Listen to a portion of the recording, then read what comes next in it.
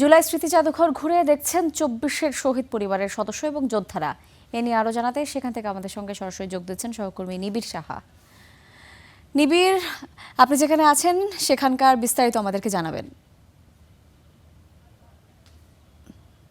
ইমা, এখানে আসলে আজকে কিন্তু আসলে সকালে উদ্বোধন করা হয়েছে এবং উদ্বোধনের পরে কিন্তু আসলে আজকে জনসাধারণের জন্য খোলা হয়নি। আগামীকাল থেকে জনসাধারণের জন্য এই জুলাই স্মৃতি জাদুঘর খোলা হবে বলে জানানো হয়েছিল। তবে কিছুক্ষণ আগে একটি গ্রুপ, মানে বেশ কয়েকজন কিন্তু আসলে তারা এই যে পুলিশ এবং পুলিশের যে ব্যারিকেড, সেই ব্যারিকেড পার করে কিন্তু তারা আসলে ভেতরে ঢোকে এবং এরপরে কিন্তু আমরা দেখছি যে গেটগুলো রয়েছে, এই গেটগুলোতে কিন্তু চাপ বাড়ছে। আমরা সংবাদকর্মীরাও কিন্তু আসলে এখন আর ঢুকতে পারছি না। এখন কিন্তু যে মূল গেটগুলো রয়েছে সেখানে কিন্তু আসলে তালা দিয়ে রাখা হয়েছে এবং আইনশৃঙ্খলা বাহিনীর ২ স্তরের নিরাপত্তা ব্যবস্থা নেওয়া হয়েছে যেন আর কেউ ঢুকতে না পারে। তবে আমরা চেষ্টা করছি এবং ভেতরেও কিন্তু একসাথে কিন্তু বেশ কয়েকজন ঢুকেছিলেন, তারাও কিন্তু আসলে ভেতরে আছেন এবং বাইরে এখন কিন্তু এক প্রকার বলা যায় যে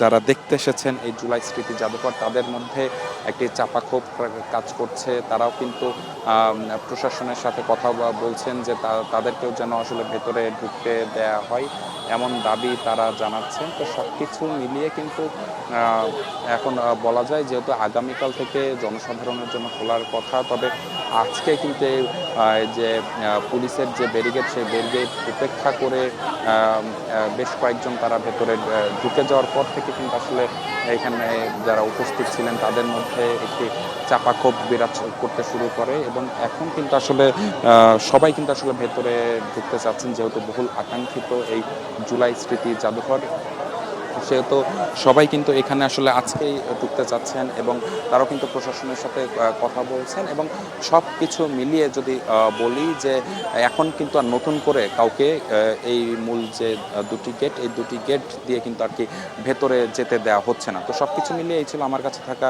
সবশেষ খবর। ইমা। নিবিড়, আপনাকে অসংখ্য ধন্যবাদ।